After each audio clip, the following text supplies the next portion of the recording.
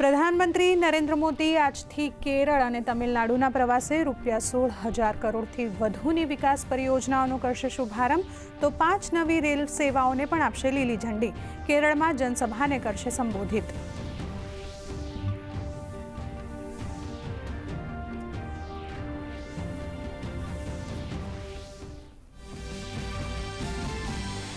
લોકસભામાં આજે અધ્યક્ષ ઓમ બિરલા વિરુદ્ધ અવિશ્વાસ પ્રસ્તાવ પર ચર્ચા. ગૃહમંત્રી અમિત શાહ આપશે ચર્ચાનો જવાબ. બંને સદનમાં અનેક મહત્વપૂર્ણ કાર્યો પણ સૂચિબદ્ધ.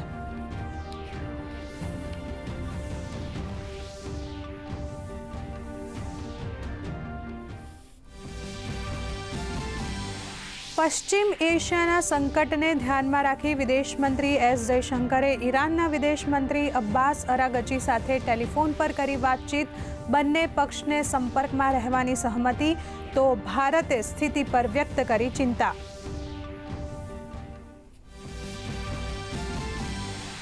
હોર્મુઝ સ્ટ્રેટમાં બારૂદી સુરંગ બનાવનાર ઈરાનના 16 જહાજને નષ્ટ કર્યાનો અમેરિકાનો દાવો. યુદ્ધના 12મા દિવસે ઈરાન અને ઇઝરાયેલના એકબીજા ઉપર સતત હુમલા યથાવત, તો ભારતીય એરલાઇન્સ દ્વારા પશ્ચિમ એશિયાથી 45 ફ્લાઇટ્સ 7,407 યાત્રી સાથે પહોંચ્યા ભારત. અમેરિકામાં 50 વર્ષ પછી ખુલશે નવી ઓઇલ રિફાઇનરી. રિલાયન્સ ઇન્ડસ્ટ્રીએ $300 અરબની ઓઇલ રિફાઇનરી બનશે ભાગીદાર. ઉર્જા ઉત્પાદનને મળશે વધુ વેગ, તો હજારો નોકરીઓનું સર્જન થવાની સંભાવના.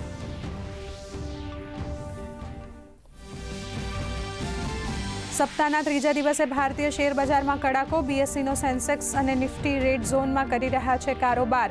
સોનાનો ભાવ ₹1,62,000, તો ચાંદીનો ભાવ ₹2,76,000 પાર. તો ક્રૂડ ઓઇલની કિંમતમાં પણ ઘટાડો.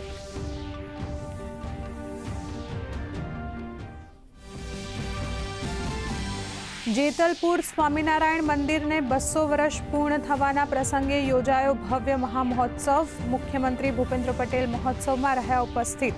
મુખ્યમંત્રીએ કહ્યું, ભગવાનને મંદિરની સ્થાપના કરી તે દિવસ અતિ ભવ્ય. ભગવાન સ્વામિનારાયણે કુરિવાજો દૂર કરી આપ્યું સમરસતાનું ઉદાહરણ. મુખ્યમંત્રી ભૂપેન્દ્ર પટેલની અધ્યક્ષતામાં મળી કેબિનેટની બેઠક. બેઠકમાં પશ્ચિમ એશિયામાં સર્જાયેલ સંઘર્ષ પરિણામે રાજ્યમાં ગેસ અને પેટ્રોલિયમ પેદાશોની સ્થિતિ ઉપર ચર્ચા, તો ઘઉં અને બટાકાની ટેકાના ભાવે ખરીદી બાબતે મળેલી રજૂઆત પર સમીક્ષા.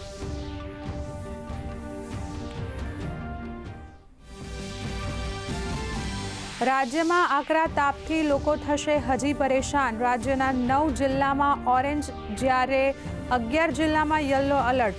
42 ડિગ્રી મહત્તમ તાપમાન સાથે રાજકોટ સૌથી ગરમ શહેર, તો 11 શહેરોનું મહત્તમ તાપમાન 40 ડિગ્રીને પાર.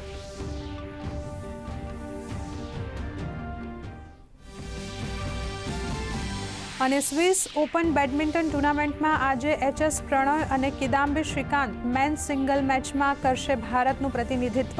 તો ગઈકાલે મહિલા ડબલ્સમાં ભારતની ટી જોલી અને ગાયત્રી ગોપીચંદની ચીન સામે થઈ હતી હાર.